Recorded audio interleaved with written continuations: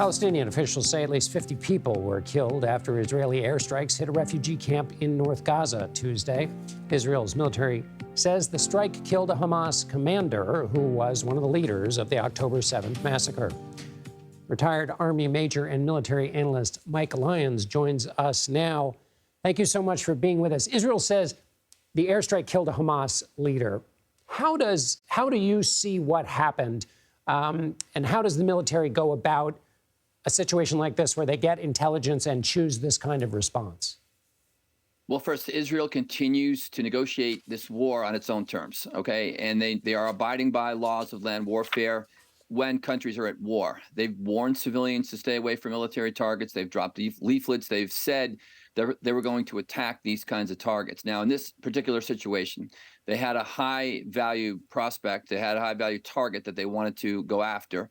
They knew that this target was surrounded by other Hamas soldiers inside the tunnel system, which is also another aspect of the situation that they want to destroy. And this looks like a thoroughfare. It looks like a place where there's a lot of intersections with a lot of tunnels. So as they calculate all that mission and go and use that, kind of that calculus to see whether they're going to attack, knowing that there were civilian casualties, they decided that it was in their best interest at this point to take that target out. Now, you can see from those results, there was obviously civilian casualties and civilian collateral damage there. But from Israel's perspective, it abided by the laws of land warfare and gave enough warning to the civilians that were there. As we seek to understand how this military operation is taking place, is this a situation where Israel makes a judgment that they have to move quickly, that they can't wait for this to be done on the ground? Or is it that this would be, pardon me, even if it weren't a question of moving quickly, that it's better to attack from the air? Well, they won't win the war from the air alone. And there is likely a strategic clock that's potentially running out for allies supporting this. But at the end of the day, they don't have many allies except the United States.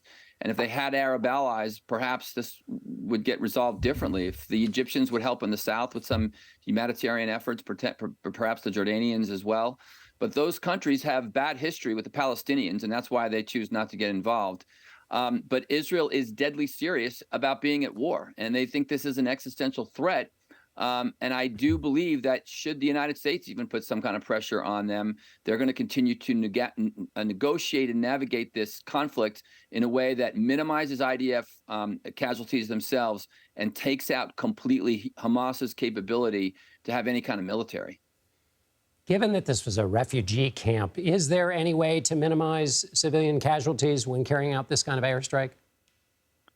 Well, they likely could have chosen other courses of action, not even come in from the air. But what they're not going to do is fight the fight that Hamas wants them to fight. Hamas wants them to come into these camps in close order and fight them in a close battle where Israel won't be able to use its technology. They want them to go chasing down in tunnels. They want them to take high casualties. And this is where, again, Israel is fighting this on their terms.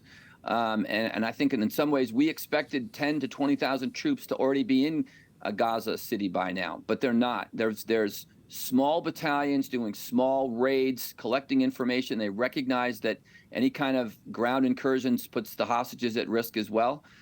So they've decided from protection of the force that they're going to do attacks like this from the air, follow them up with ground, and not necessarily get into that dirty ground-to-ground combat that, again, Hamas wants them to get into. Give us a little bit more of an understanding of what that combat would be like, navigating those Hamas tunnels. So Israel's blind in those tunnels. They have no intel with regard to where they are, where they're going. There's likely booby traps that are set up in them as well. You saw also from the pictures that this was a strategic target because it collapsed in on some of the tunnels as well. So, and destroying the tunnels, there's no question, is a mission that the IDF will accomplish before this war is over.